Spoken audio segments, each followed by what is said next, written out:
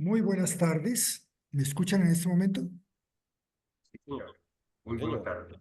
Bueno, muy bien, doctor Alan. Bueno, les quería dar la bienvenida a este panel sobre arbitraje de seguros, en el que tendremos la presencia de distinguidos expertos en la materia, la doctora Carmenza Mejía, la doctora Felisa Baena, el doctor Arturo Sanabria, el doctor Maximiliano Aramburo y el doctor Armando Gutiérrez, y con la moderación del doctor Alan del Río Vázquez. Entonces, doctor Alan, tiene usted el uso de la palabra. Profesor Juan Pablo, muy buena tarde. Muchas gracias por darnos la bienvenida a este congreso tan fascinante siempre cada año, tan nutrido. Muy buena tarde para todos los asistentes, para los organizadores. Yo mismo digo que me complace muchísimo acompañar a 6 grandes profesores, árbitros, litigantes, como lo son la profesora Carmenza Mejía, el profesor Armando Gutiérrez, la profesora Felisa Baena, el profesor Maximiliano Aramburo y el profesor Arturo Sanabria, 5, no me incluyo allí, quienes nos estarán encargados de conversar entre sí en algunas temáticas del arbitraje en seguros. Como son tantos temas que desearía este panel abordar, pero con los demás paneles siempre el tiempo tendrá una restricción, hemos acordado dividir en 2 segmentos las temáticas, de tal forma que en el primero, que nos acompañará la profesora Felisa, el profesor Maximiliano y el profesor Arturo, lo relacionado con las problemáticas de la acción social de responsabilidad administradora y la conexión con el seguro de responsabilidad civil de administradores societarios específicamente, o el seguro D&O, como es conocido en el argot de seguros. Y en el segundo segmento estará la profesora Carmen Mejía y el profesor Armando Gutiérrez haciendo diferentes referencias, comentarios y también ilustraciones sobre la existencia y la validez del pacto arbitral en materia de seguros y también reaseguros, buscando hacer un paralelo acerca de esas 2 temáticas, tanto en el arbitraje internacional, que estará a cargo la profesora Carmenza, como en el doméstico por parte del profesor Armando. Así que, sin más, sí, con mi agradecimiento de nuevo a título personal, y también lo digo en nombre de los profesores panelistas, al comité por organizar esto. Vamos a hacer una referencia concreta al primer segmento, y es la problemática que se vive en los juicios de responsabilidad de administradores, específicamente el componente de la acción social que inicia la sociedad contra el administrador, y las problemáticas de que ese juicio se desarrolle en el ámbito arbitral. De tal forma que empiezo por la profesora Felisa, preguntándole sobre si la exigencia de la acción social de responsabilidad implica o no un prerequisito de procedibilidad, esto para hacer referencia a varios antecedentes arbitrales en los cuales ha resuelto problemáticas como la que planteo. Adelante, profesora Felisa. Muchas gracias, Alan, y un saludo para todos. Buenas tardes. Me anticipo a contestarte, Alan, que en mi opinión no se trata de un prerequisito de procedibilidad, sino de un asunto puramente de cobertura. Pero te explico por qué. Bueno, y primero un contexto inicial. Las pólizas de D&O en Colombia contemplan generalmente que además de los terceros, la sociedad tomadora puede también actuar como reclamante perjudicado cuando la reclamación sea formulada a través de acción social previa decisión de la Asamblea General o de la Junta de Socios conforme a la ley.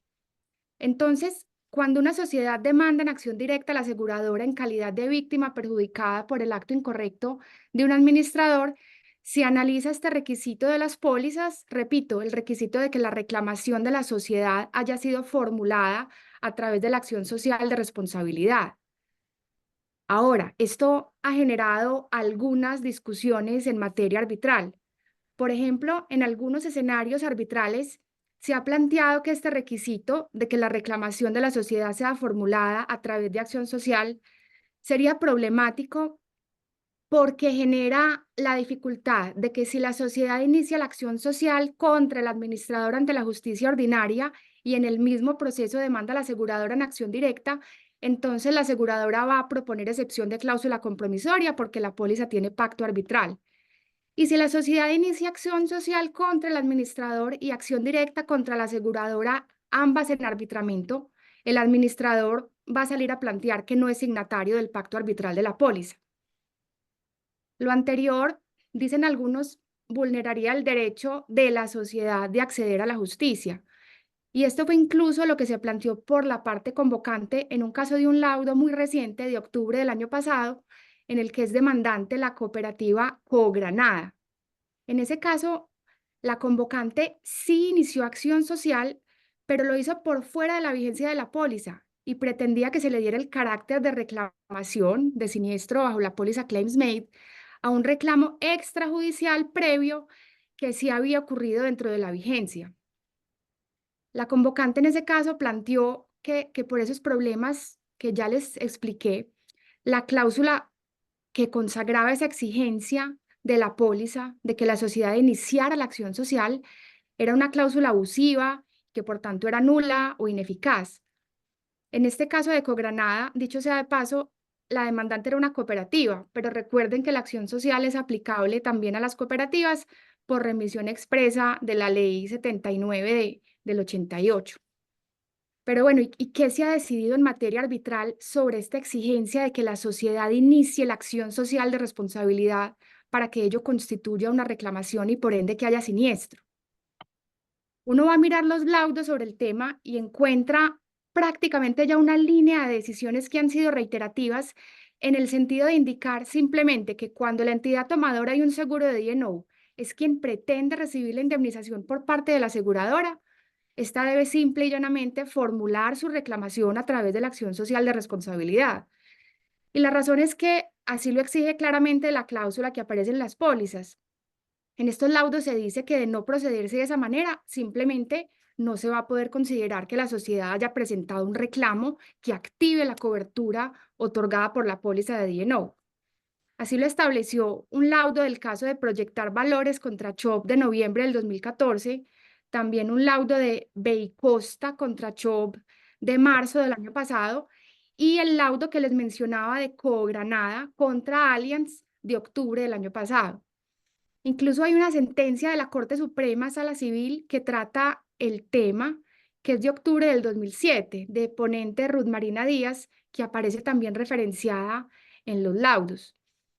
Entonces, en este laudo de Cogranada se recoge lo que venían planteando los laudos anteriores y particularmente en ese caso se decidió que la exigencia de iniciar acción social per se no generaba un obstáculo de acceso a la justicia y que la cláusula no era nula, ni ineficaz, ni abusiva, toda vez que simplemente la acción social es el mecanismo que previó el legislador para que una sociedad solicite la declaración de responsabilidad de sus administradores.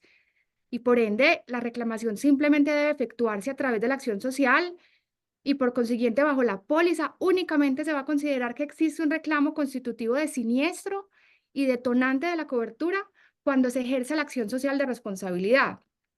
Y este laudo de Cogranada es muy interesante porque explica que la lógica de esa exigencia de la póliza va en la línea de lo que es la finalidad que subyace al mecanismo de la acción social. Y es que, de un lado, la acción social corresponde a adoptarla al máximo órgano por mayoría, sin que el administrador cuestionado participe en la decisión.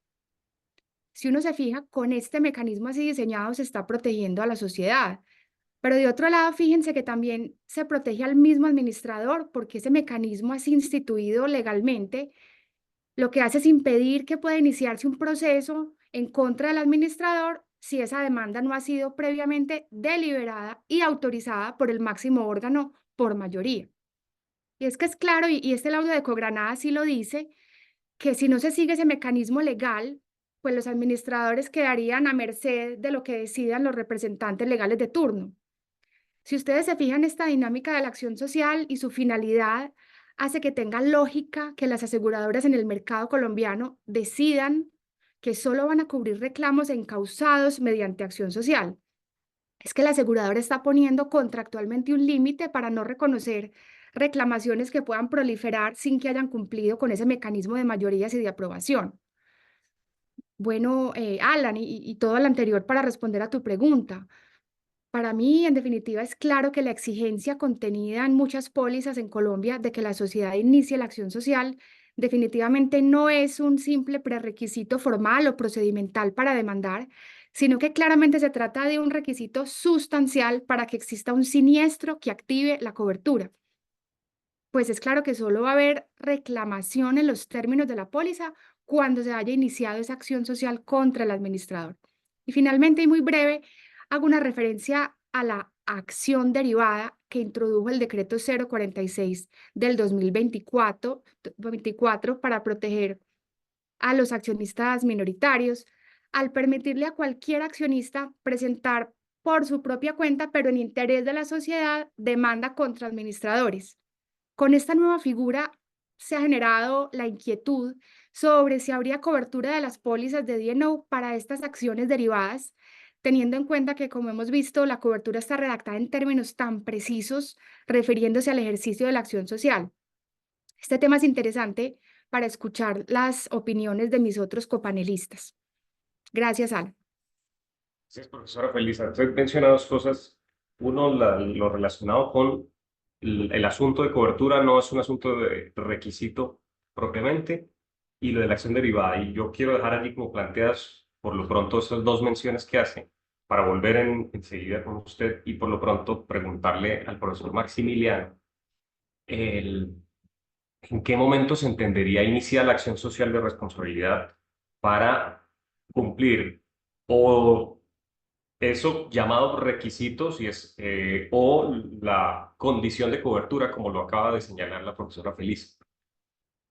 Y específicamente, profesor Maximiliano, si en el acta de aprobación de la presentación de la acción o en la erradicación de la demanda.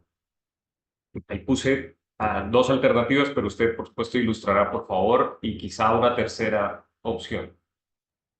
No me ponga carga tan grande, hombre, profesor Alan. No, con las buenas tardes para todos mis compañeros en este panel. Hemos disfrutado mucho preparando un poquito esta intervención. Pues, a ver, yo creo que todo depende de cómo esté redactada la cláusula, porque ahí el verbo iniciar para iniciar la acción de responsabilidad puede ser clave. La pregunta, Alan habla de iniciar la acción de responsabilidad, o sea, ¿cuándo se entiende iniciada? Normalmente las pólizas se refieren a la formulación del reclamo en ejercicio de la acción social previamente aprobada en asamblea o junta de socios o en el órgano correspondiente, o se refieren las pólizas a la iniciación de la acción social. Una expresión muy frecuente en derecho de seguros y especialmente en los laudos en materia de seguros que mencionó Felisa ahora en la definición de siniestro como detonante de la cobertura. Y yo creo digamos que está claro que en materia de seguros de responsabilidad civil de directores y administradores, ese detonante o lo que activa, perdón, la cobertura, entonces no es el hecho generador de responsabilidad, el actuar incorrecto del administrador, sino la formulación de la correspondiente acción social de responsabilidad. Si es un prerequisito sustancial o un requisito procedimental, como trataba de responder Feliz ahora en su opinión, pues digamos que para mí lo claro en este punto es que es un elemento necesario, pero no suficiente para que haya un siniestro. Diría que en general el detonante es la reclamación del asegurado, de la persona jurídica. La sociedad ahora tendría algo que decir en relación con la aplicación a otras personas jurídicas. Entonces, digamos, lo que habría que preguntarse es si se ha consagrado en las pólizas una forma especial de reclamación, una formalidad en la ejecución del contrato, o es otra cosa. Y yo veo aquí dos cuestiones. Pues la primera, en relación con la utilización del verbo, ¿por qué hablar de iniciar la acción de responsabilidad que aparece en algunas pólizas, en lugar de ejercer la acción de responsabilidad, en lugar de incoar la acción de responsabilidad, etcétera? Básicamente, digamos que hay un presupuesto entre teórico y práctico, yo creo que importante, y es que entendemos por acción. Llevamos, nuestra cultura jurídica lleva discutiendo acerca del contenido de acción más de un siglo. ¿Qué es el concepto de acción? Y yo creo que estamos lejos todavía de tener una posición unánime al respecto. Entonces uno puede entender que la acción social de responsabilidad es un acto sencillo, simple, único, o que es un acto complejo compuesto de varios pasos. Si es un acto sencillo, simple, único, entonces normalmente quien así considere podrá entender digamos que es la presentación de la demanda, la formulación de la demanda, el ejercicio, digamos, del derecho de acceso a la justicia, que es lo que está involucrado en estas discusiones. Fíjense lo que decía Feliz ahora en relación con el laudo de Cogranada, lo que está comprometido es el derecho de acceso a la justicia en relación con la acción social de responsabilidad, pero si esa fuera la respuesta, quedaría por explicar entonces qué sucede con la exigencia del artículo 25 de la ley 222 de votar con una mayoría calificada, etcétera, por el órgano social. Si uno concluye por el contrario, que es un acto complejo, que tiene varias partes, es decir, que iniciar la acción que la acción social de responsabilidad tiene varias partes y una de ellas es votarla, solamente la primera, más allá de si es un requisito sustantivo o procedimental, entonces sería posible entender que al votar se habría iniciado. Yo no sé si esta es la interpretación que tiene Arturo sobre este tema que habíamos más o menos comentado brevemente en días pasados, pero entonces si uno llegara a esa conclusión, que con votar se ha iniciado la acción de responsabilidad, eso sería, en mi opinión, poco compatible con la definición que suelen tener estas pólizas del siniestro como la reclamación formulada, como el siniestro como la existencia de una reclamación propiamente dicha, porque hasta ese momento incluso, al momento de la votación, quiero decir, el asegurado, el administrador que va a ser demandado podría no tener siquiera una idea de qué se ha votado por parte del máximo órgano social. Y esto creo que puede tener varias implicaciones, porque entonces, si esa segunda tesis se aceptara, y es que el siniestro, digamos, necesita de varios pasos para configurarse, pues yo creo que podríamos entrar en una pendiente resbaladiza. Es cuando está completamente configurado el siniestro. Por ejemplo, y lo digo para efectos de asuntos arbitrales, basta con presentar la demanda. Va a ser necesario que la demanda, por ejemplo, se admita para entender que se inició efectivamente. Va a ser necesario que se paguen los honorarios y los gastos.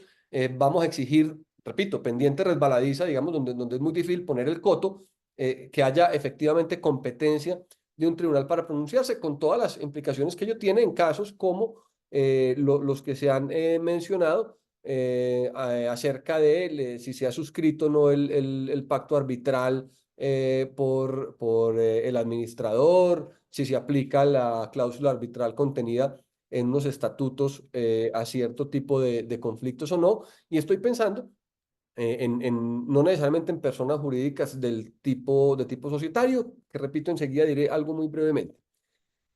Una segunda cuestión, o sea, una pregunta que se deriva de lo anterior es ¿por qué se supedita la existencia del siniestro al ejercicio de la acción? Porque digamos que esto es diferente a lo que ocurre en un seguro de responsabilidad civil, perdónenme la expresión, común y silvestre. Y esto yo creo que la respuesta pasa por entender algo. También lo mencionó Felisa en su respuesta anterior, y es que el seguro de directores y administradores tiene como una especie de doble importancia, doble función, porque primero protege el patrimonio de la persona jurídica respecto de los actos del administrador, cuando se entiende que la persona jurídica es la víctima de esos actos, pero también protege el patrimonio del administrador, que es el asegurado, porque gracias a la existencia del seguro, pues no pagará de su bolsillo las consecuencias de sus actos incorrectos. Entonces, yo creo que el requisito de que se ejerza la acción social, de entender que se inicia la acción social cuando se ha ejercido, cuando se ha presentado la demanda, por ejemplo, tiene mucho sentido cuando el foco se pone en el patrimonio del administrador. Es decir, en el seguro como un instrumento para proteger el patrimonio del director o administrador. Y tiene menos sentido cuando el foco se pone en la protección de la sociedad o de la persona jurídica. Me explico muy brevemente. Si yo pongo el foco en que lo que protege ese seguro es el patrimonio del administrador asegurado, entonces tiene sentido que me digan que el siniestro es la reclamación, que me digan que la reclamación solo puede hacerse vía acción social de responsabilidad, porque si el patrimonio del administrador asegurado no está en riesgo, porque nadie le ha reclamado, porque no se han dado los presupuestos para que le demanden, etcétera, entonces el seguro en principio no está comprometido. Sin embargo, si yo pongo el foco en la protección de la sociedad tomadora, esto ya es menos claro, porque la sociedad tomadora va a ser la víctima del hecho ilícito, del acto incorrecto, y en el fondo la reclamación a la aseguradora es en ejercicio de lo que en otros seguros de responsabilidad llamaríamos la acción directa de la víctima. Por lo tanto, exigirle que inicie la acción, digamos, la acción social de responsabilidad, pues tiene otras implicaciones. Y concluyo esta intervención breve con otra cuestión, y es, que también lo tocó Felisa, el tema de las personas jurídicas distintas de las sociedades para entender el inicio de la acción social de responsabilidad. Piensen, por ejemplo, en propiedades horizontales. Hay un laudo del año pasado también de la Cámara de Comercio de Medellín del Centro Comercial Los Molinos contra Chop de febrero del año pasado, o en el caso de Cogranada, que es una cooperativa. Uno puede aplicar la exigencia de la votación previa por el máximo órgano para ejercer la acción social. El laudo de Cogranada, y lo dijo Feliz, entiende que sí, y no por analogía, sino porque dice que hay remisión directa del artículo 158 de la ley 79, pero es una remisión, yo creo que no es una remisión directa, es una remisión general. Lo que dice ese artículo 79 es que es una remisión general a cómo se solucionan los vacíos de la ley 79 en materia de cooperativas. Y entonces yo tengo unas dudas, porque la remisión, primero, es a los principios cooperativos. Segundo, a las normas de fundaciones, asociaciones y terceros, sociedades.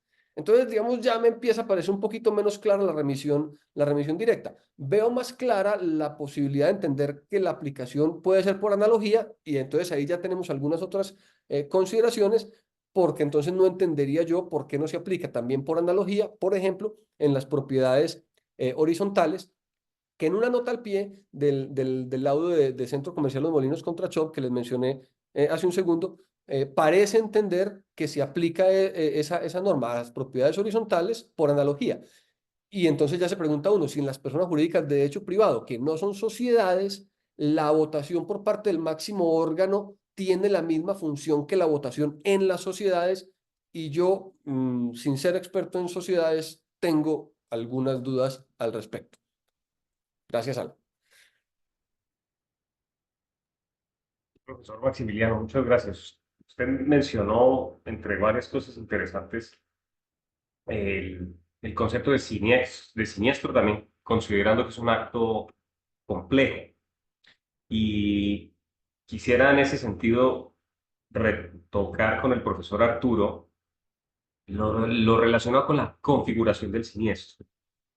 Si podría entenderse que la acción social de responsabilidad es la única vía para esa configuración del siniestro. Bueno, muchísimas gracias, Alan. Muy amable.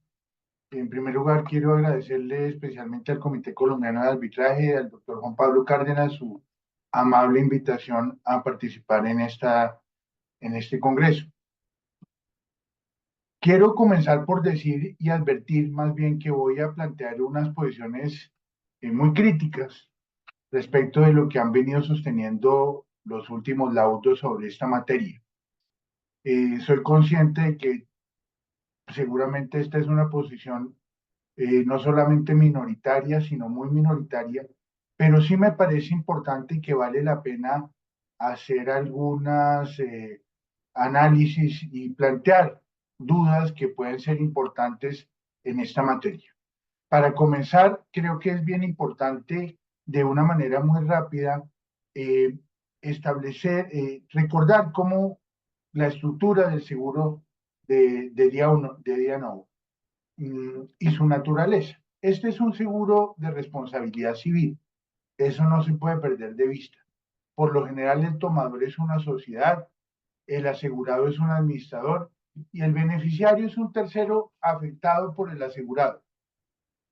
¿La sociedad puede ser beneficiaria? Sí, excepcionalmente puede ser beneficiaria, en dos casos, por un reembolso o por un daño directo de su administrador. Me referiré únicamente en este caso al segundo caso, es decir, al daño directo del administrador. Por otra parte, como este tipo de pólizas en nuestro mercado se comercializan como pólizas claims made, es muy importante revivir esa discusión que ha habido desde hace un buen tiempo sobre cómo se configura el siniestro en este tipo de pólizas claim made. Y si esa ley 389 del 97 que le dio carta de ciudadanía a las pólizas claim made en Colombia, modificó o no la estructura del siniestro, o mejor, la concepción del siniestro. Para muchos, la posición mayoritaria, sí, la ley 389 del 97 estableció que el siniestro se da mediante la reclamación que se le hace al asegurado o a la aseguradora.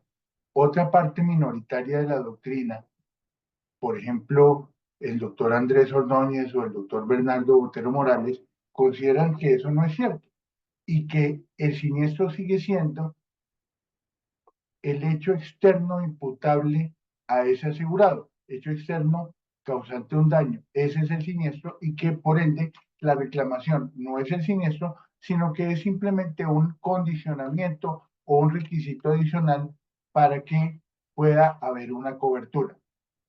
Bien.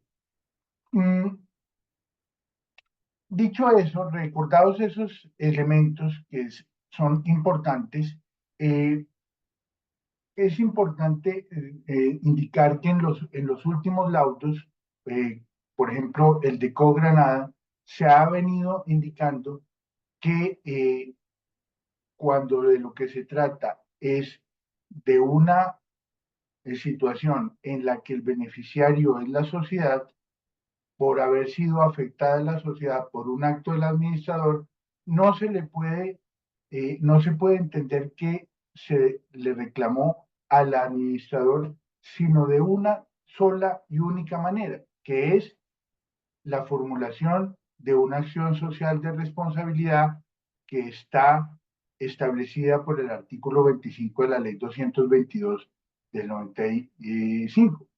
De manera que cualquier otra forma de reclamación está prácticamente proscrita. Es más, los laudos han sostenido, por ejemplo, el de renting o el de proyectar valores, que en realidad lo que configura el siniestro es esa acción social de responsabilidad. En otras palabras, que si no hay una acción social de responsabilidad, pues no es siniestro.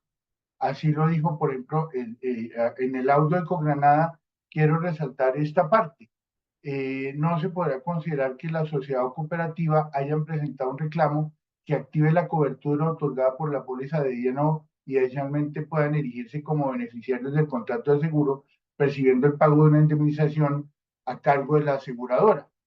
El ordenamiento jurídico nacional propende por dar un justo equilibrio a los administradores en su condición de mandatarios de la sociedad o de la entidad cooperativa, impidiendo de esa manera que pueda iniciarse un proceso judicial en su contra, etc.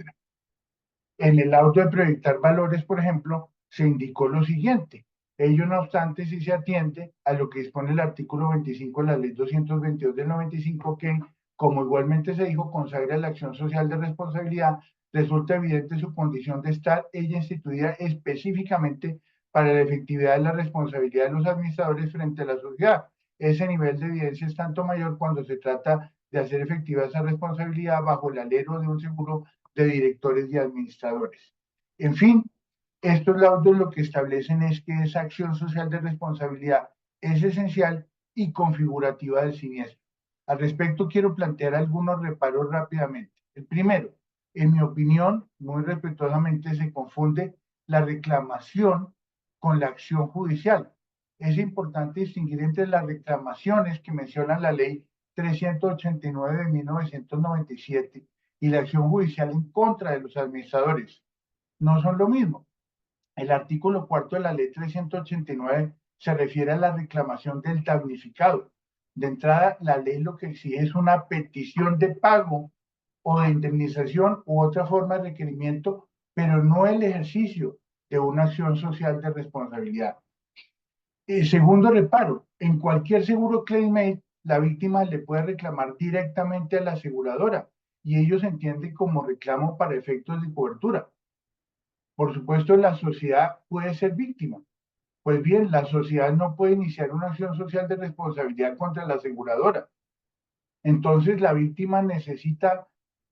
aseguradora necesita demandar primero por una acción social de responsabilidad. En mi opinión, eso no tendría sentido porque fundamentalmente desnaturalizaría la claimant y tendría una consecuencia complicada, y es que simplemente cercenaría o eliminaría, en el caso de la víctima sociedad, eliminaría la acción directa consagrada por el artículo 1133 del Código de Comercio. Otro reparo, en el laudo de Cogranada se indica que se consagró la acción social como el mecanismo que debe poner en funcionamiento para que se establezca la responsabilidad de los administradores. No puede ser así, en mi opinión, porque la acción social de responsabilidad busca, por supuesto, que se declare la responsabilidad ya sucedida. Es una acción que busca una declaración, no busca una constitución, no busca establecer una responsabilidad. Por ende, la sentencia, por supuesto, es declarativa y no constitutiva. Cuarto, en los seguros de responsabilidad, y por supuesto el seguro de día no es un seguro de responsabilidad, no existe esa exigencia. En un seguro de responsabilidad civil normal, la víctima puede decidir si se demanda al asegurado o se le reclama judicialmente. Y en esos casos la víctima también tiene una acción prevista en la ley, que es la demanda verbal común y corriente en la responsabilidad civil. Esto está consagrado en el artículo 1133 del Código de Comercio y fue objeto de una reforma por la ley 45 del 90. Estas posiciones de los laudos, repito, anulan esa acción directa porque obligan a la sociedad a ejercer una acción judicial, una acción social de responsabilidad contra el administrador. Quinto reclamo, o reparo, perdón. Ilustrativamente, las normas de seguro buscan que las reclamaciones se puedan hacer extrajudicialmente, precisamente por ser favorables a las víctimas. Por supuesto, estas normas se refieren a las reclamaciones contra aseguradoras, pero son ilustrativas. El artículo 1131 del Código de Comercio dispone, frente al asegurado ello ocurrirá desde cuando la víctima le formula petición judicial o extrajudicial, es decir, siempre podrá haber una solicitud o petición o demanda judicial o una extrajudicial. En el caso de las sociedades, estos laudos establecen prácticamente que solamente puede haber un reclamo judicial, que es la acción social de responsabilidad, para que de esta manera se configure el siniestro, cercenando la otra posibilidad. Yo me pregunto, ¿por qué un representante legal en ejercicio de sus funciones no puede ejercer un reclamo contra el administrador que pueda servir como un detonante de la póliza? O otra pregunta, ¿por qué sin haber hecho ese ejercicio, esa acción social de responsabilidad, no le puede en ejercicio una acción directa y como víctima la sociedad reclamar directamente a la compañía de seguros en virtud de lo dispuesto por el artículo 1133 del Código de Comercio. Otro asunto, el artículo 1080 del Código de Comercio dispone que el asegurado o beneficiario puede acreditar aún extrajudicialmente su derecho ante el asegurador de acuerdo con el artículo 1077. Pues bien, esa posición de los laudos parece desconocer también esa posibilidad dada al beneficiario en virtud de este artículo, porque, insisto, establece que la única forma para que se configure el siniestro es la reclamación a través de la acción social de responsabilidad. De manera que, en suma, considero muy respetuosamente que esa posición acendrada, uniforme, reiterada, soy consciente de ello, de estos laudos en el sentido de que la única manera de ejercer el reclamo ante el administrador por parte de la sociedad es la acción social de responsabilidad, puede estar limitando la posición y los derechos de la sociedad y desconociendo, parece sin alguna justificación muy fuerte, algunas normas básicas que rigen el contrato de seguro. Muchas gracias. Gracias, profesor Arturo. Y le dejo la pregunta, pero por favor no la conteste, sino en otro momento de ronda. Y si el seguro contempla una cláusula que determine que la única forma o mecanismo para acreditar concretar el reclamo, bien, con eso acreditar el siniestro, es la acción social, ¿qué consideraciones tendría? Pero insisto, por favor, sosténgala allí un instante, porque quiero volver con Gracias. la profesora Felisa. Gracias. Quiero volver con la profesora Felisa, quien ha planteado de forma muy consistente el hecho de que no se trata la acción social de un requisito de procedibilidad, sino de un asunto de cobertura. Y en concreto, usted misma que en ese sentido, ¿qué piensa sobre o la trascendencia que tiene esa definición o esa categoría? Más bien, el de si se cataloga como requisito y no como requisito, sino como un asunto de cobertura, ¿qué implicaciones concretas? Gracias, Alan. Mira, si esa exigencia de la póliza fuera un verdadero requisito de procedibilidad, el Código General del Proceso nos dice que ese tipo de estipulaciones contractuales no son de obligatoria observancia. El artículo 13 del Código General así lo indica. Entonces, podría desconocerse ese requisito y la sociedad podría reclamarle a la póliza D&O por la responsabilidad de un administrador sin haber ejercido la acción social. Pero como ya lo decía previamente, me parece claro que no se trata de un requisito de procedibilidad, sino de un asunto de siniestro, de un asunto de cobertura. Y esto pues es trascendente para asuntos centrales como cuál es la vigencia de la póliza que se afecta, cuál es el término de prescripción de la acción contra la aseguradora. Esto tiene efectos muy drásticos. Basta ver el caso del laudo de Cogranada, en que la acción social sí se formuló, pero por fuera de la vigencia y se concluyó que no había cobertura. Gracias. Profesora Felisa.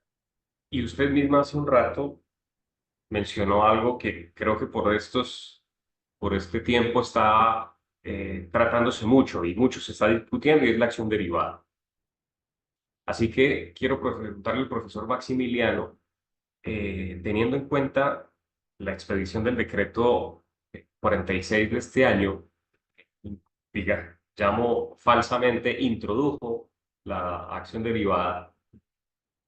¿Usted mismo qué consideraría eso proyectado al seguro de responsabilidad de administradores? Eh, ¿Qué ocurrirá con... ¿Hay una acción de reembolso de los gastos de honorarios del tribunal en caso de que ese accionista inicie la acción en representación de la sociedad? Y es necesario, y esto es importante, la vinculación de la sociedad. ¿Cuál sería la vía que usted considera para ellos, si es así?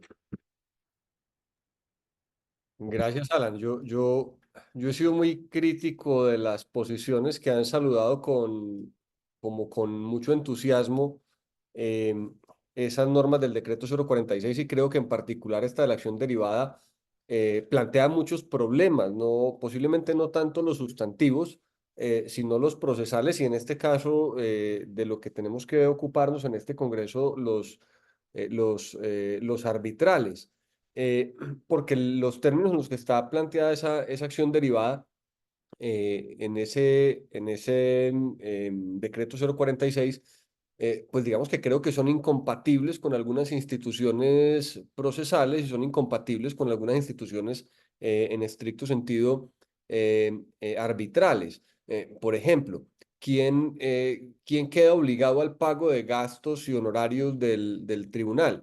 ¿Quien inicia la acción o la sociedad en cuyo beneficio o en cuyo nombre o en cuya utilidad se termina ejerciendo? ¿Quién es el legitimado, por ejemplo, para cobrar? Es un caso de una especie de estipulación procesal por otro. ¿Quién va a obtener o quién va a derivar derechos del contrato de seguro de directores y administradores cuando se ejerce la acción, la llamada acción derivada?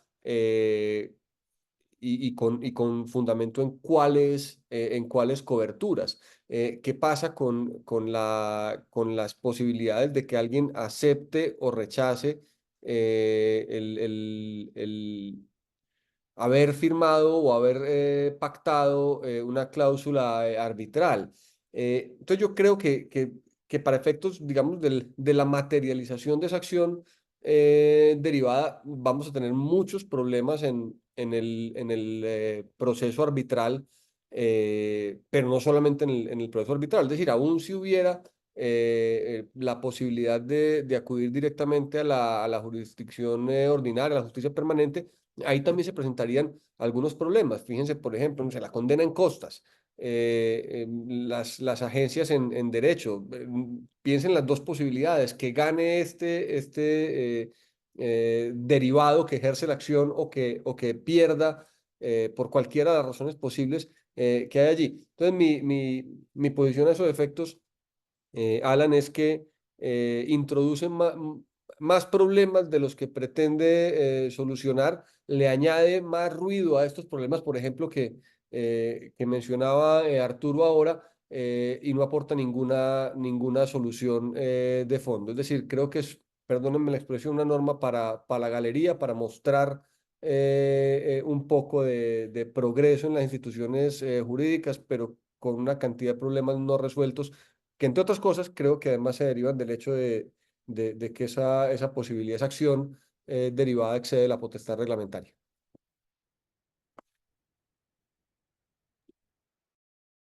Ese último comentario me invita a hacer un montón de preguntas al respecto, pero creo que ya nos iremos a otro lugar. Muchas gracias, profesor Maximiliano. Y quiero cerrar, ahora más bien retomar la pregunta que dejé en sus manos, profesor Arturo. Y déjeme preguntarlo más de forma directa. ¿Usted consideraría esa cláusula abusiva o no? Aquella que, para recordarle a los quienes no estuvieron presentes para el momento en el que dejé la pregunta, si una cláusula en un seguro de responsabilidad civil de administradores que condicione la única forma de acreditar el reclamo, la realización de esa acción social de responsabilidad.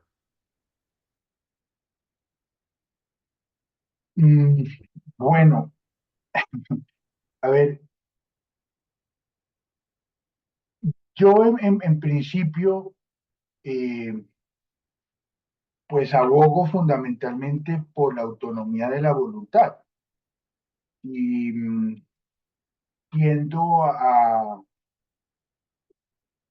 querer reducir al máximo la posibilidad de que haya cláusulas abusivas cuando las cláusulas han sido el producto de una negociación libre entre las partes, entre el tomador y el asegurador. Ahora bien, hay unas normas claras. Comienzo por decir que el laudo de Cogranada, que es un laudo muy sesudo, muy cuidadoso, analizó estos ataques hechos por la convocante y llegó a la conclusión de que ese tipo de cláusulas no son ni nulas, ni inoponibles, ni ineficaces, ni abusivas. Ahora bien, yo sí abrigo ciertas dudas que quiero plantear muy respetuosamente. El artículo 11 de la ley 1328 dispone que es abusiva la cláusula en la que se limiten o renuncien los derechos de consumidores. Por otra parte, como decía, el artículo 1133 del Código de Comercio contiene el derecho de la víctima a una acción directa. Ese, recordemos, es un derecho supremamente importante en un seguro de responsabilidad civil, e insisto, ya no es un seguro de responsabilidad civil.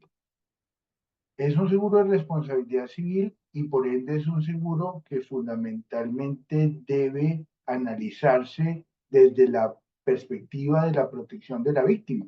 Y precisamente por eso la ley 45 de 1990 creó en Colombia esta acción directa que tiene la víctima respecto, por supuesto, de la aseguradora sin que hubiere necesariamente participado como parte en la celebración del contrato de seguro.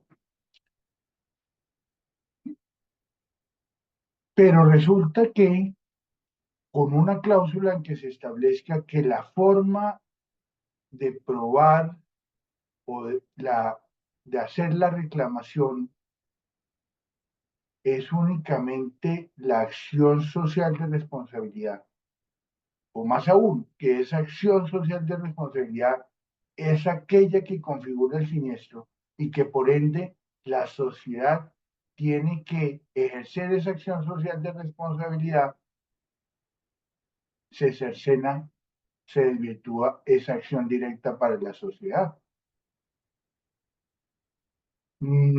Ese artículo 1133 del Código de Comercio también establece la posibilidad de que se demande al asegurador y a la aseguradora en un mismo proceso.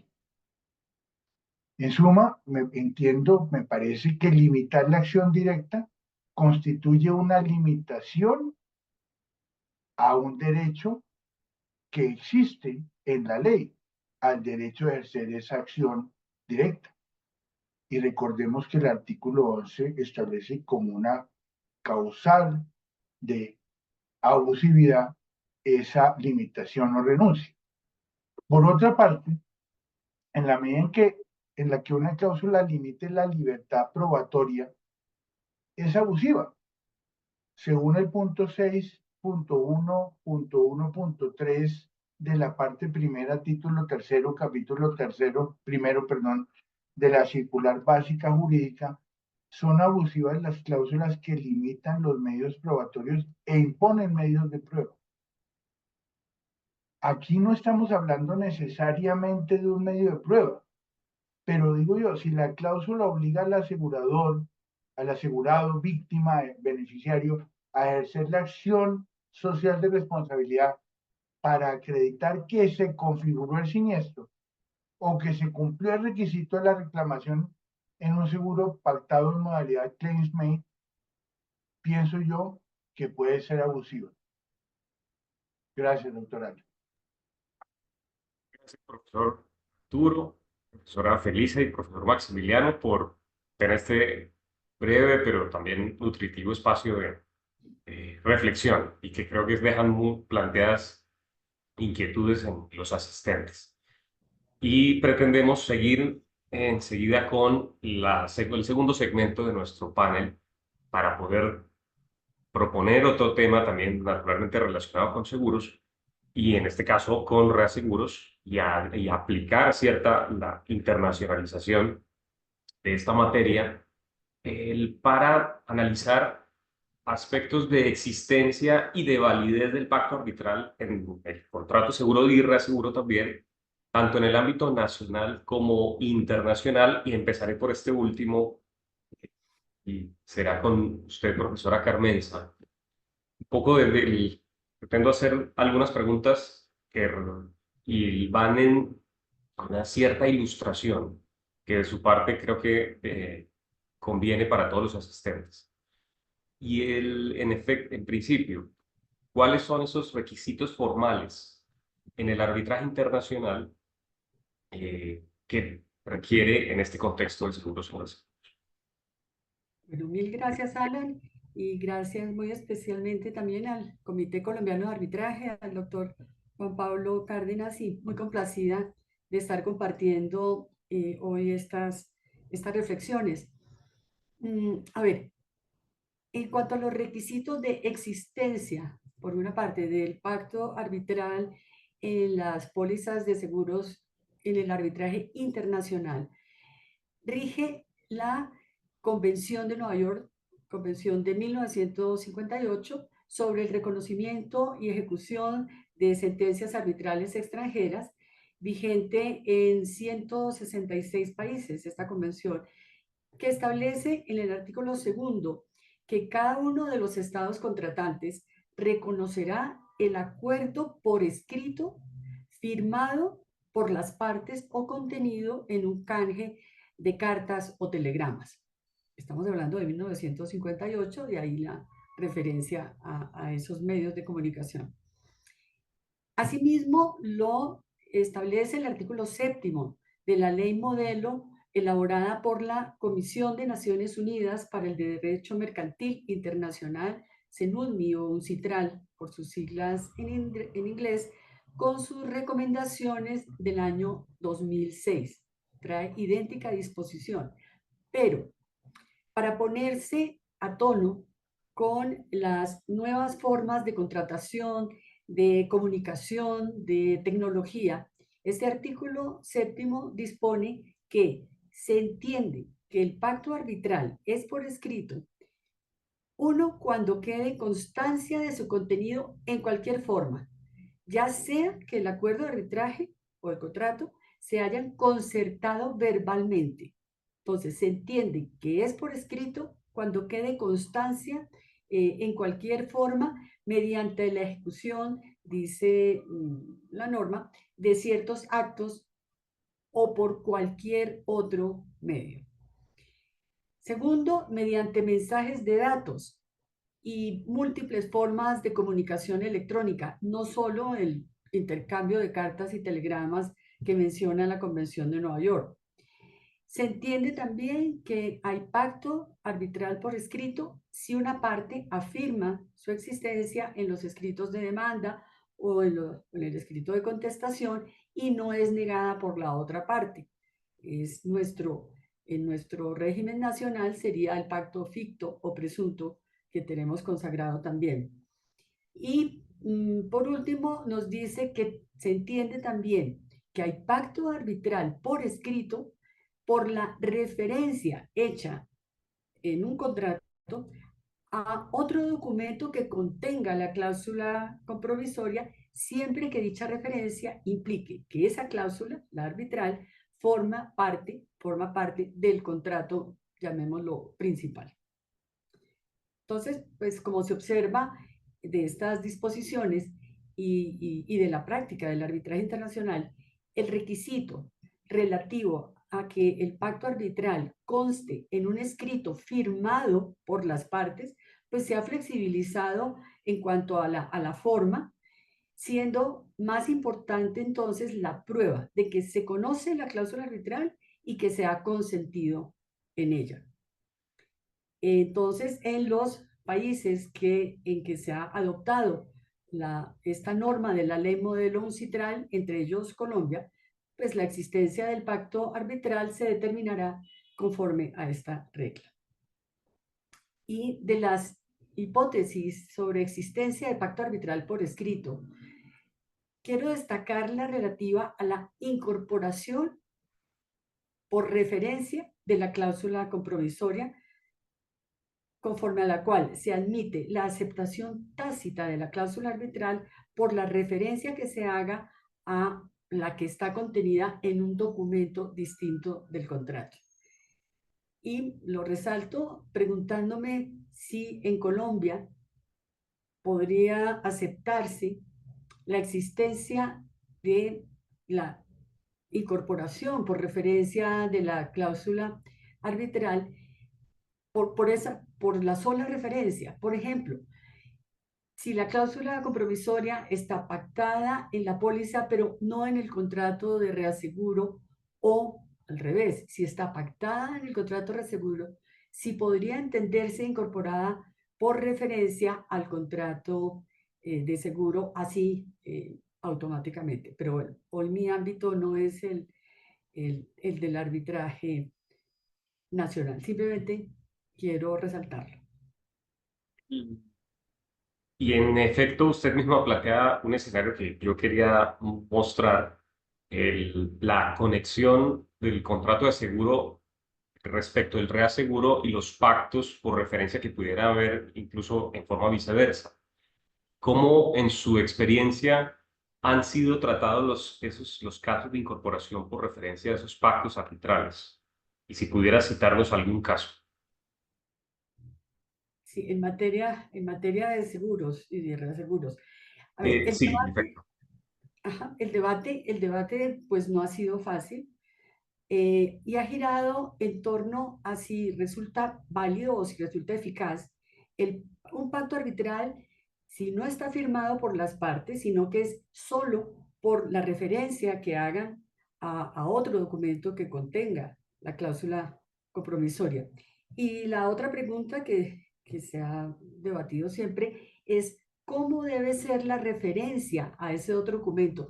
¿Basta que sea genérica o debe ser específica, debe ser expresa para que se entienda incorporada la cláusula arbitral al contrato, permítame llamarlo, al contrato principal? En los casos de seguros y reaseguros, las posiciones han sido muy diversas y han oscilado entre o adoptar posiciones excesivamente formalistas, exigiendo el consentimiento expreso de la cláusula arbitral que está en el otro documento, hasta la de aceptar el consentimiento verbal, y hay un caso quizás emblemático en ese sentido de Zambia Steel versus Clark Eaton de 1986. Pero uno de los casos en que no se exigió la referencia explícita a la cláusula arbitral fue fallado por la Corte Suprema de Bahamas en un caso entre Scandia y Mercantile versus Al-Amaná, que era la aseguradora. En ese caso, el asegurado había demandado judicialmente en Kuwait a la aseguradora. ¿Sí? El asegurado había demandado judicialmente a la aseguradora. Y a ese proceso judicial fueron vinculadas los reaseguradores Scandia y Mercantile. Scandia impugnó la jurisdicción del Tribunal de Kuwait, invocando que tenía cláusula de arbitraje como reasegurador, ¿sí? En el contrato que tenía celebrado con la aseguradora, y pues lo invocó obviamente para impedir que continuaran los procedimientos judiciales contra ella, y al mismo tiempo inició un proceso de arbitraje, envió una solicitud de arbitraje a la aseguradora Al-Amaná. Al-Amaná se opuso a la incorporación de la cláusula bajo el argumento de que el contrato de reaseguro se refería al de seguro simplemente con la expresión reaseguro según el texto adjunto, y que eso comprendía o significaba que únicamente se entendían incorporada la descripción de los riesgos reasegurados, pero no la totalidad de las cláusulas de la póliza, o sea, no, entre ellas no la cláusula compromisoria. Y sin embargo, en ese caso, se consideró que bastaba la referencia general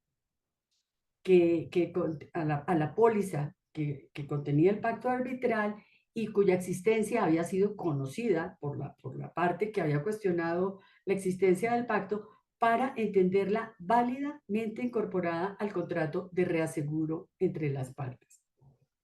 Y una cosa, bueno, en general, no solamente en seguros, por supuesto, pero la pregunta sigue siendo válida si en materia de seguros y de reaseguros podríamos estar en estos escenarios a nivel nacional.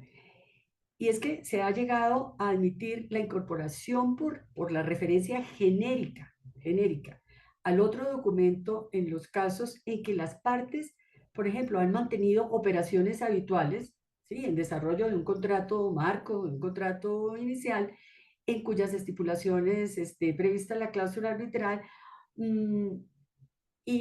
o porque evidentemente son conscientes las partes de la existencia del pacto arbitral inicial.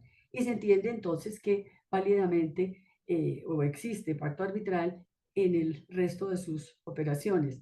O porque siempre han acudido, ¿sí?, a ese mecanismo para dirimir sus diferencias.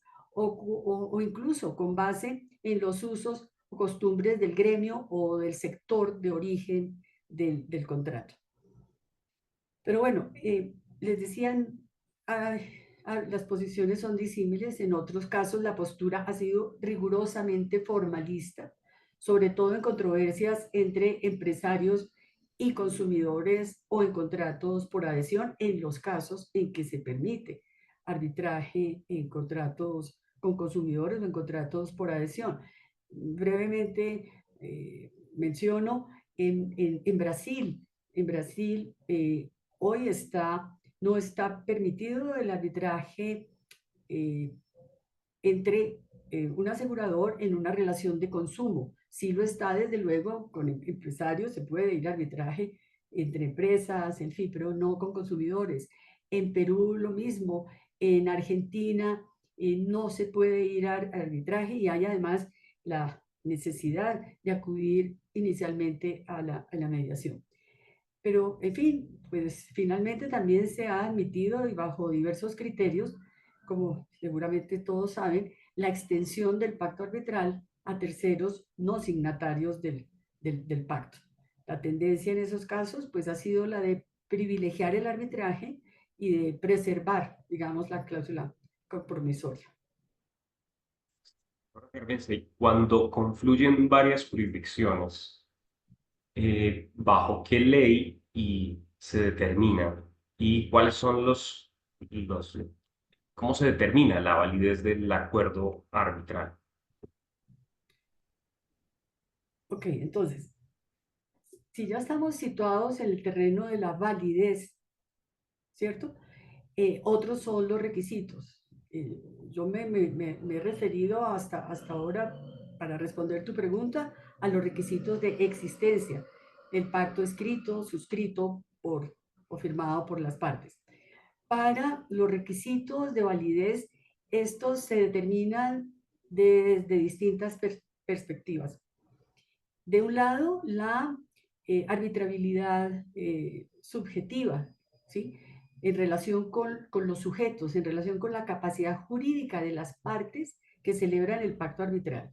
Y de otro lado, también se debe mirar la validez respecto de la arbitrabilidad objetiva, es decir, si las materias de la controversia son arbitrables, si pueden someterse a arbitraje. Y a tu pregunta, bueno, pero ¿bajo cuál ley? Si confluyen, como en efecto en el arbitraje internacional, pues confluyen varias leyes, dado que hay varias jurisdicciones que concurren, pues ¿cuál es la ley bajo la cual uno puede determinar si el pacto arbitral es válido o no? Para mirar la arbitrabilidad subjetiva, el artículo 5 de la Convención de Nueva York señala que se puede denegar, incluso denegar el reconocimiento y la ejecución de un laudo extranjero si la parte contra quien se invoca prueba que las partes en el acuerdo de arbitraje, estaban sujetas a alguna incapacidad en virtud de la ley que les es aplicable, a dicho acuerdo. ¿Sí? Eso que está implicando es que puede suceder que la ley de nacionalidad de las partes, ¿sí? La ley nacional de cada parte, tenga establecidos requisitos, restricciones, limitaciones o ciertas ritualidades previas para acceder al arbitraje, por ejemplo, o que esté prohibido como sujetos que puedan acudir a dirimir sus controversias mediante este mecanismo. Eso entonces, ¿qué significa bajo esta norma de la Convención de Nueva York? Que la ley aplicable para la arbitrabilidad subjetiva es la ley nacional de cada parte. Y respecto de la objetiva, esta hace referencia, decía, a que las materias de la controversia puedan ser discutidas en arbitraje. Y una primera consecuencia importante de mirar esto es que puede ser impugnada desde el principio. La jurisdicción y la competencia del Tribunal Arbitral Internacional puede ser impugnada por falta de arbitrabilidad objetiva. O sea, no solo puede ser después materia de denegación, incluso del reconocimiento del laudo, sino que puede de entrada dar la posibilidad de impugnar la jurisdicción y competencia del tribunal. Y ahí les mencionaba, por ejemplo, en Brasil, antes de la última ley de 2015, estaba prohibido prácticamente el arbitraje. Hoy lo está en las relaciones de consumo, o sea, entre aseguradores y consumidores, y relataba lo mismo en Perú y en Argentina.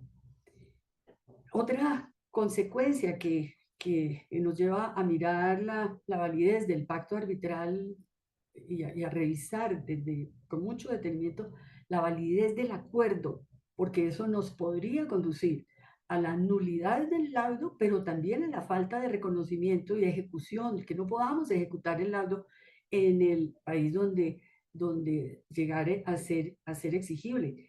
Y eso haría ineficaz, por supuesto, no solo el trámite, sino el propósito de haber acudido al arbitraje. Decía entonces que otra consecuencia que también nos dice la Convención de Nueva York es que igualmente se puede denegar el reconocimiento y la ejecución del laudo si se prueba que el acuerdo arbitral no es válido en virtud de la ley a que las partes lo han sometido. ¿Esto qué está implicando? Que el acuerdo de arbitraje por sí mismo puede estar regido específicamente por una ley escogida por las partes distinta de la que rige el contrato principal. Pero bueno, ahí el problema es que no es para nada usual que las partes pacten expresamente la ley aplicable solamente al pacto o específicamente al pacto arbitral. Exactamente. Y por último, señora Carmenza, ¿cómo se determina entonces la validez cuando las partes no han escogido la ley del pacto?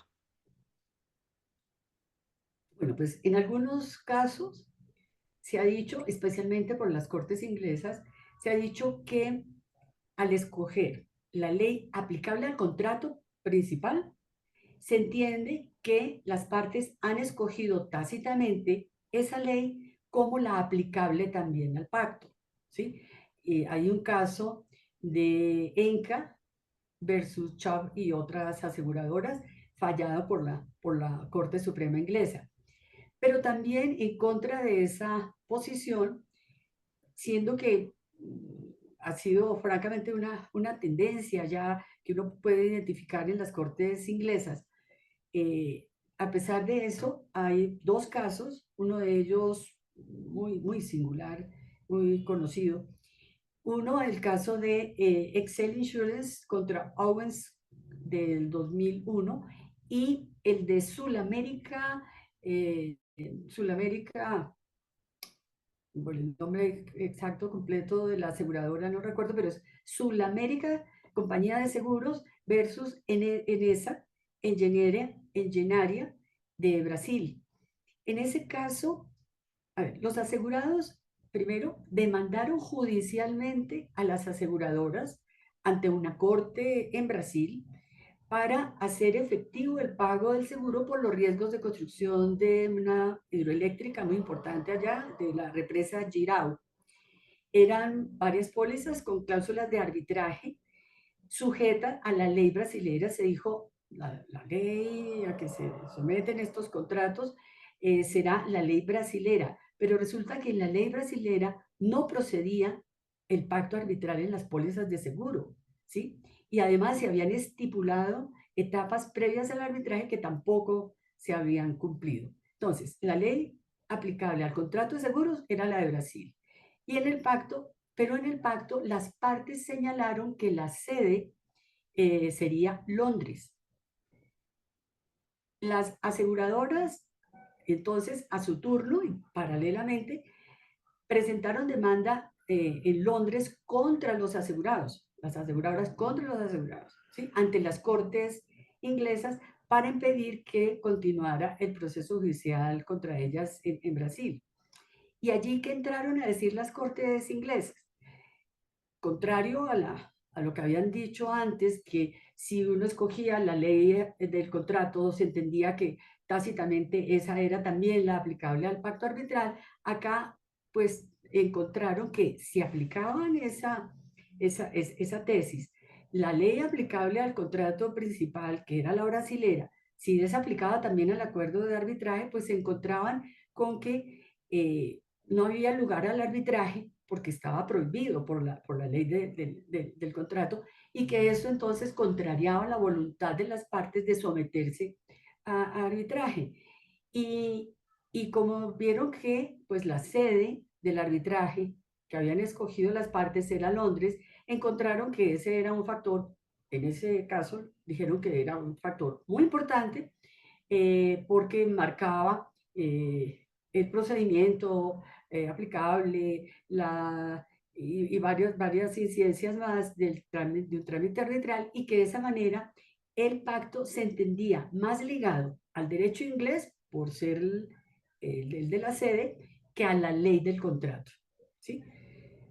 Pues como se observa, la discusión se plantea entonces respecto de si al escoger la ley aplicable al contrato principal, se entiende que las partes han escogido tácitamente esa como la aplicable también al pacto arbitral.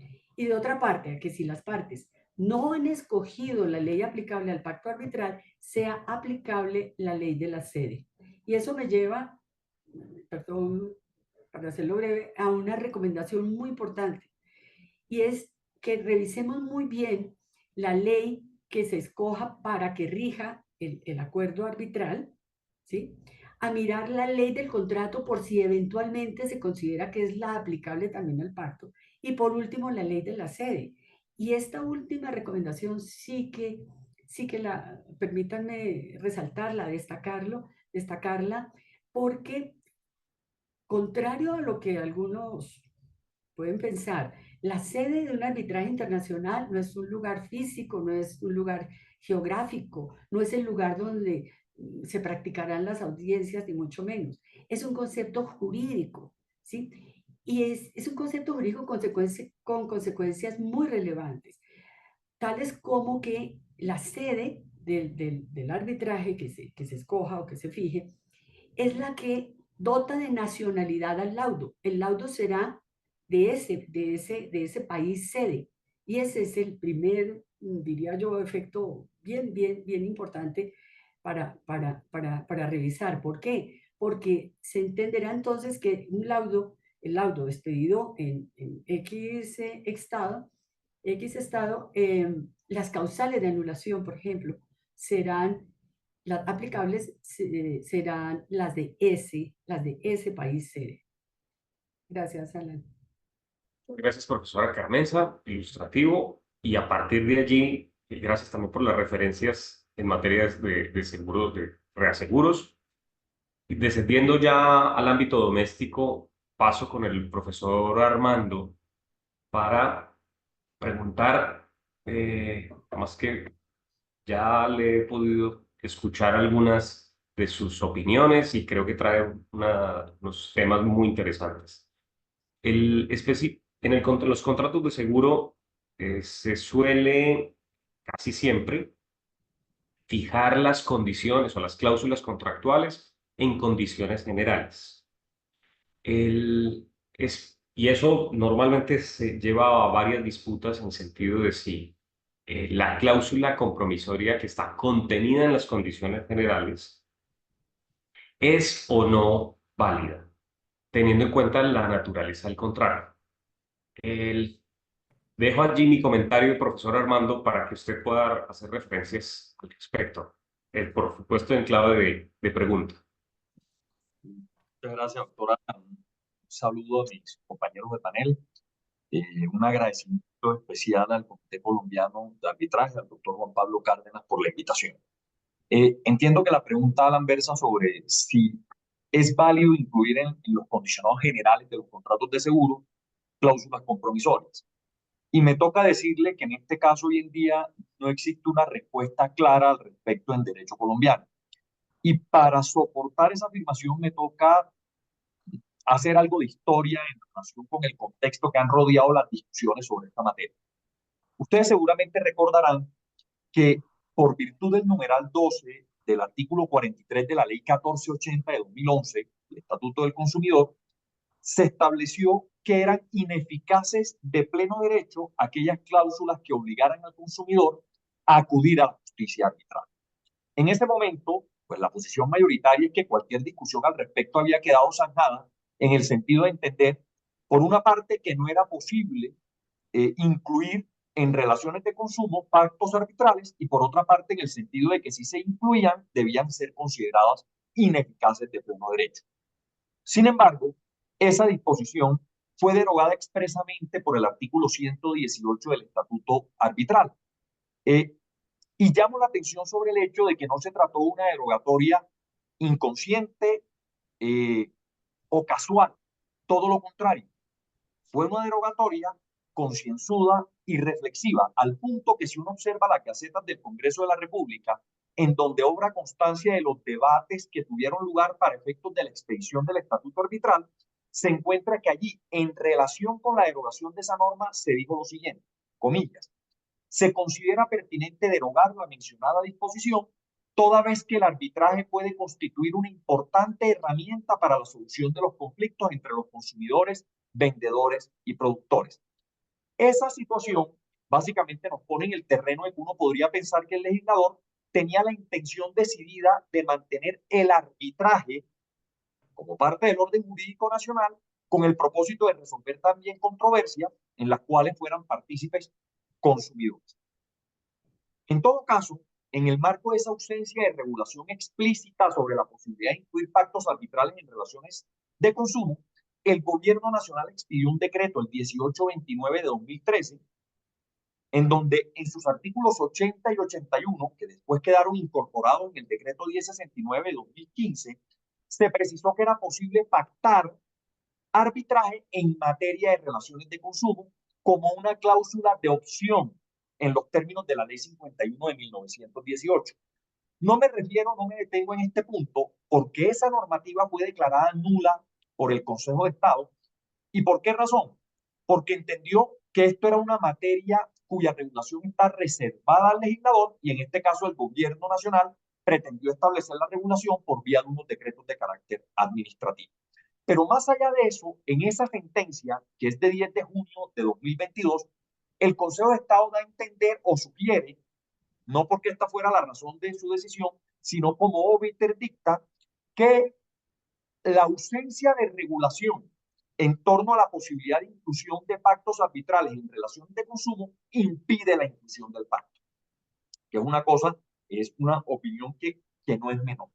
En este contexto, no podemos dejar de mencionar que en el año 2016 la Superintendencia Financiera expidió la circular externa número 018 de 26 de mayo de ese año.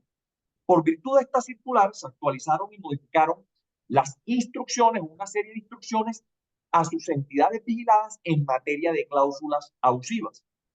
Por virtud de esa circular, que es expedida conforme a unas facultades que están conferidas por la Ley 1328 de 2009, la Superintendencia consideró que eran abusivas aquellas cláusulas que, comillas, restrinjan el derecho de los consumidores financieros a acudir al defensor del consumidor financiero o a la Superintendencia Financiera de Colombia para la resolución de las controversias cuando se ha pactado un mecanismo alternativo de solución de conflictos para resolverlas.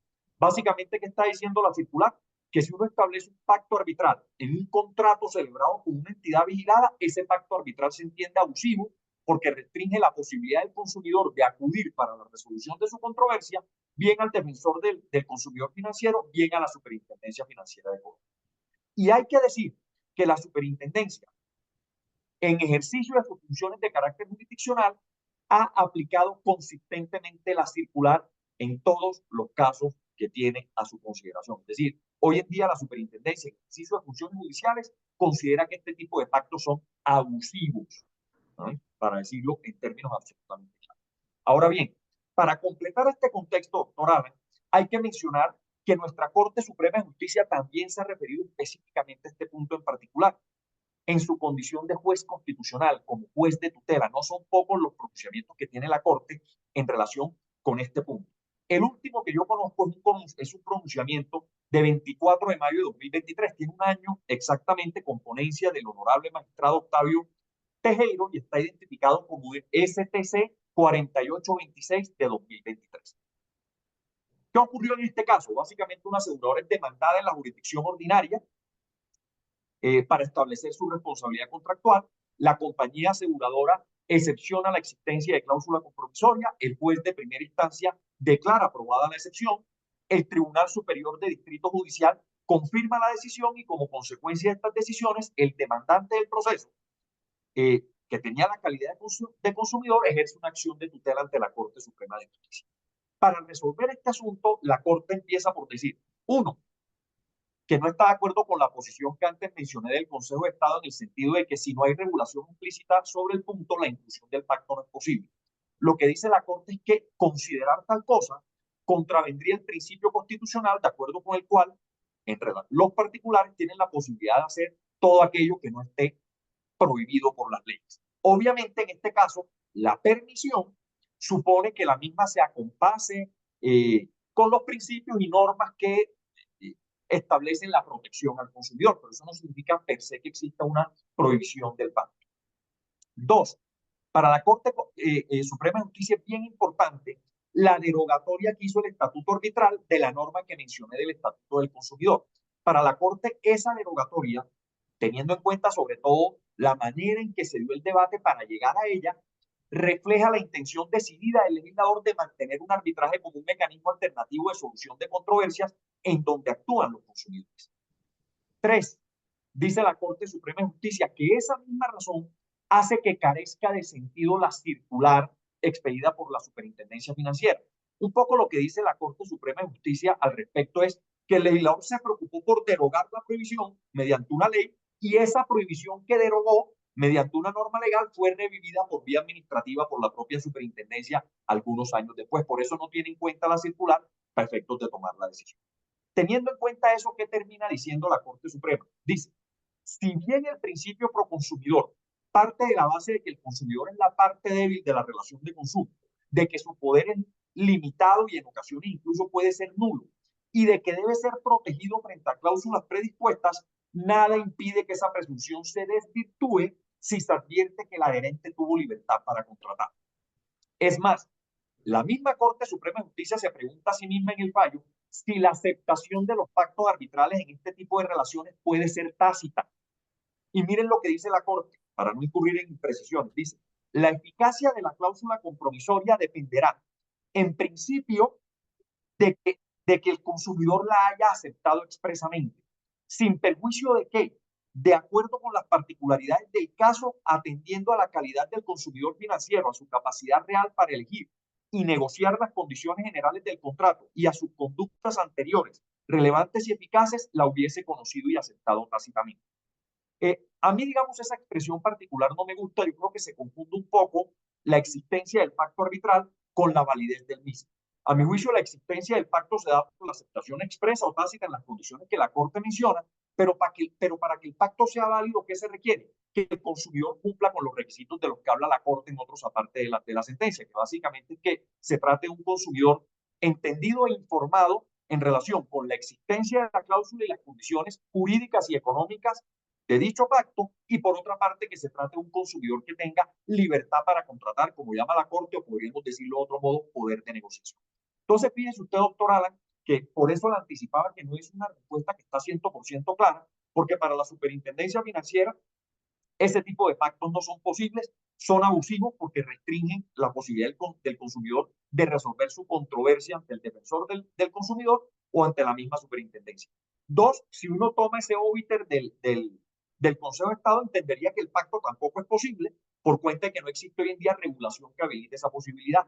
Y si se acoge la posición de la Corte, a la que yo respaldo en este caso, uno debería entender que es posible el pacto no solo en el contrato de seguro, sino en el condicionado general del contrato de seguro, siempre y cuando el consumidor cumpla con los requisitos que mencioné anteriormente. Ese podríamos decir que en términos generales es el estado de las cosas en esa materia. Profesor Armando, gracias.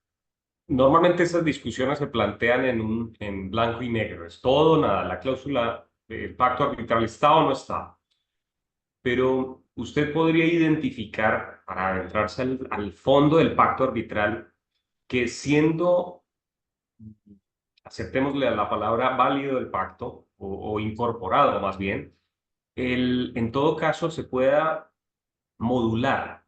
Es decir, que por razón que se pueda considerar no incorporado por abusivo, por razón en lo que respecte al procedimiento, a los costos, y resalto mucho esto, a la sede del arbitraje, debido a que normalmente las compañías aseguradoras tienen, Colombia, su sede principal en Bogotá, pero en cambio tienen comercialización o presencia contractual en el resto del país. Por consiguiente, un consumidor está por fuera de Bogotá, puede no estar en desacuerdo y haber consentido el pacto arbitral, más no la sede del mismo. ¿Qué opinión le merece? ¿Qué podría usted decir al respecto? Digamos, en principio, digamos, respecto al pacto arbitral, como ocurre con cualquier negocio jurídico, pues uno podría decir que puede ser ineficaz o inválido parcialmente. Y entonces uno se enfrenta, doctor Alan, a algunas situaciones en las cuales, por ejemplo, existe un pacto arbitral por virtud del cual se pretenden resolver una serie de controversias, algunas de las cuales son arbitrables objetivamente de acuerdo con la legalidad, mientras que otras no lo son. Lo ordinario es que en ese tipo de casos se considere que el pacto es válido y produce efectos en relación con aquellas que sí son arbitrables, y el pacto pueda seguir existiendo, pero no produzca efectos o no sea válido en relación con aquellas controversias que no son arbitrables. Ahora bien, en este caso en particular, ¿qué tocaría que ocurriera para efectos de que se dé una situación como la que usted plantea? Que la negociación de la cláusula no pueda tener lugar en bloque. Porque si la negociación tiene lugar en bloque, yo veo muy difícil que esa situación se presente si es que acogemos la posición de la Corte Suprema de Justicia. Me explico. Si la Corte dice que para que el pacto sea válido, el consumidor tiene que ser informado y entendido en relación con la existencia de la cláusula y sus consecuencias, es bien difícil decir que era informado y entendido en relación con las cláusulas y sus consecuencias, pero no en relación con el procedimiento que se efectuó en la misma, o con los costos que demandaba acudir a la justicia arbitral, ¿vale? O en el mismo sentido, si uno llegara a entender que el consumidor, para efectos de que el pacto sea válido, tenía libertad para contratar, o si se quiere, poder de negociación, es difícil sostener que tenía poder de negociación para suscribir o no la cláusula compromisoria, para aceptar o no la cláusula, pero no la sede de la cláusula en particular. Entonces, si uno acogiera la tesis de la Corte, yo veo muy difícil que se den esas situaciones. Como le digo, uno podría encontrarse en algunas situaciones bien particulares o específicas en las cuales se haga una negociación por separado y uno pudiera llegar a entender que algunas de las cosas que se negociaron en un escenario fueron debidamente entendidas y negociadas por el consumidor y otras no. Y en ese caso, pues, el pacto podría ser ineficaz parcialmente por cuenta de esa situación. En el resto de los casos, como le digo, lo veo bastante difícil. Gracias. Desde este panel usted mismo privado me planteó un caso sumamente interesante y yo quiero preguntarle su opinión al respecto. Es el llamamiento en garantía del asegurador que está fijado en el artículo 37 del Estatuto Arbitral, pues digamos más o menos resuelve con algunas dificultades en algunos casos lo que implica la vinculación del asegurador en seguros de cumplimiento. Eso parece estar más o menos resuelto, sin perjuicio de discusiones que se suscitan. Pero en seguros de responsabilidad profesional, responsabilidad civil profesional, que naturalmente no pretenden afianzar un contrato específico, sino la actividad profesional del asegurado, es posible vincular al asegurador cuando el juicio de responsabilidad tiene pacto arbitral sin que el seguro lo tenga. Listo.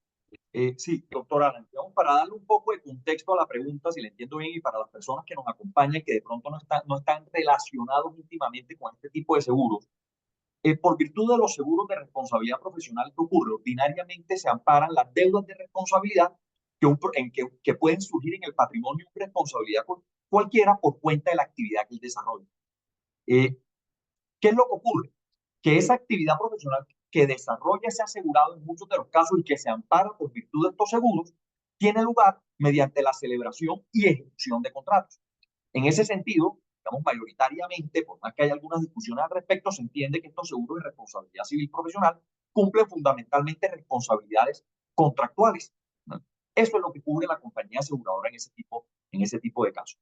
Entonces, la pregunta que plantea el doctor Alan tiene que ver con el hecho de que es posible que en algunos de esos contratos que el profesional celebra y ejecuta esté pactada una cláusula compromisoria. Y es posible que se incumpla el contrato y que se demande la declaratoria de responsabilidad contractual de ese asegurado ante un tribunal de arbitramiento por cuenta de que en ese contrato hay cláusula compromisoria. Lo que pregunta el doctor Alan básicamente tiene que ver con el hecho de si ese asegurado puede llamar en garantía a la compañía aseguradora al proceso arbitral si en el contrato de seguro no hay cláusula compromisoria, fundándose para eso en el parágrafo primero del artículo 37, que ordinariamente es aplicado para los seguros de caución, en particular para el seguro de cumplimiento y para otro tipo de relaciones de garantía. A mi juicio, en este caso, doctor Alan, la respuesta es negativa. Y digo que es negativa siguiendo la orientación que al respecto ha trazado la Corte Constitucional en esta materia. Cuando la Corte Constitucional revisó la constitucionalidad del parágrafo primero del artículo 37 del Estatuto Arbitral, entre otras cosas, no me voy a detener en todo lo que se refirió, pero entre otras cosas, se refirió expresamente al principio de voluntariedad como fundamento de la justicia arbitral. Una de las cuestiones que sienta con total claridad la Corte en esa sentencia, la C-170 de 2014, es que en Colombia están proscritos los arbitrajes forzosos. Básicamente lo que la Corte dice es, sin habilitación libre y voluntaria de los intervinientes, no es posible el arbitraje. Entonces, para poder entender constitucional el parágrafo primero del artículo 37, la Corte Constitucional tuvo que entender que la compañía aseguradora, para centrarme en su pregunta de cumplimiento en esos casos, cuando ampara el cumplimiento de un contrato en particular, cuando afianza el cumplimiento de un contrato en particular, conoce los términos de ese contrato que está afianzando y dentro de los términos que el contrato que está afianzando puede obrar una cláusula compromisoria. En ese sentido, cuando decide expedir el seguro, se acoge o acepta tácitamente la cláusula compromisoria que está en el contrato que afianza. Esa situación particular no se da en los seguros de responsabilidad profesional. Tal como usted lo plantea, en este tipo de seguros no se ampara un contrato específico, sino fundamentalmente la actividad de profesional del asegurado, y esa actividad se puede desarrollar a través de múltiples contratos que pueden no ser conocidos por la compañía aseguradora. Entonces, no hay cómo presumir que la aseguradora, cuando expide el seguro de responsabilidad profesional, conoce y acepta tácitamente las cláusulas compromisorias que estén en los contratos celebrados por su asegurado o que vaya a celebrar. En ese sentido, yo entendería que ese llamamiento en garantía no es posible, por lo menos con base en el parágrafo primero del artículo 37. Armando, es verdad, muchas gracias, pero antes no quiero que se vaya sin una pregunta última, brevísima, aunque creo que da para mucho debate, y es volviendo al seguro de cumplimiento, usted lo incorpora además en la categoría correcta, los seguros de caución. Al momento, ya el artículo 37 parece haber aparentemente resuelto las discusiones que se dieran antes del estatuto arbitral. Sin embargo, está aquella que pueda considerar, bajo la posibilidad de la autonomía, que el asegurador, al momento de expedir el seguro de cumplimiento, haga una reserva, es decir, el manifieste no acogerse al pacto arbitral contenido en el contrato afianzado. Si es usted, ¿qué considera al respecto? Listo. Yo creo que en este caso, Alan, la respuesta es que él sí puede establecer la reserva correspondiente y decir que no se acoge a la cláusula compromisoria. Es decir, que expide el seguro de cumplimiento, pero no se acoge a la cláusula compromisoria prevista en el contrato que se afianza. Y, y esa es mi opinión, básicamente, no porque crea que es lo más conveniente, porque a mi juicio lo más conveniente en este tipo de casos es que todas esas discusiones se resolvieran en un único escenario, bien sea el judicial, bien sea el arbitral, sino siguiendo la orientación de la Corte Constitucional al respecto. Es decir, la Corte Constitucional básicamente ha dicho que incluso en el caso del parágrafo primero del artículo 37, la habilitación sigue siendo libre y voluntaria y que lo que ocurre en ese tipo de casos es una aceptación tácita. Si eso es así, para seguir la orientación de la Corte, pues sería perfectamente posible para la aseguradora sustraerse de esa aceptación tácita y decir expresamente no me acojo a la cláusula correspondiente. Agradezco mucho dar su opinión y además de la brevedad. Nos despedimos. Lo hago en nombre de los profesores panelistas.